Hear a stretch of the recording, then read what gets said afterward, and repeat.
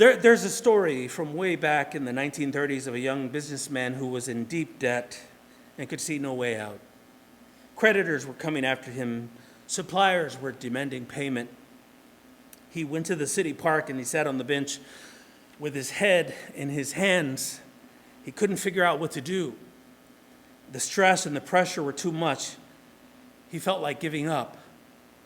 Suddenly, a well-dressed, distinguished-looking elderly gentleman appeared in front of him. The man said, "I can see that something is troubling you, young man." The businessman explained his situation, and after listening to the young man's burdened heart, the elderly gentleman said that he might be able to help.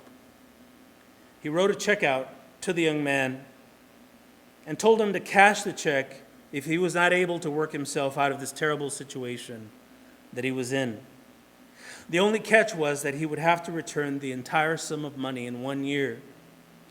They agreed to meet at the park exactly 1 year to the day. So the businessman opened the check and he saw that it was made out for $500,000. That's a lot of money today. It was a lot of money then, a lot more.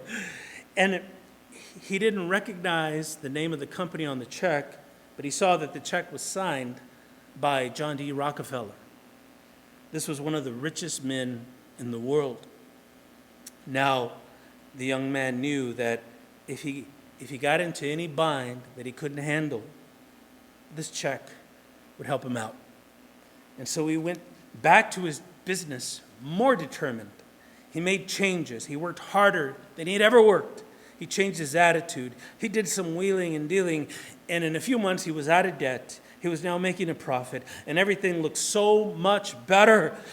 So exactly 1 year later, he returned to the park to meet Mr. Rockefeller. The young man saw the distinguished man sitting on the park bench just as they had agreed, and he started to tell Mr. Rockefeller how grateful he was for giving him this opportunity.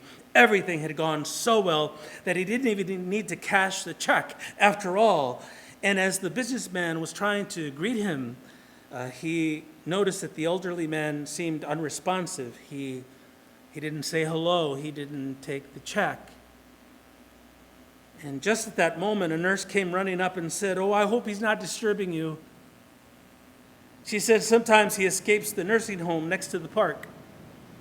He walks around pretending to be John D. Rockefeller, but he's just confused. The nurse took the old man by the arm and led him back to the nursing home. The man stood there stunned in the middle of the park. He realized that his entire year he had put his confidence in resources he didn't really have. And that's when he also realized that his life turned around not because he was given a check. His life turned around because he changed his attitude.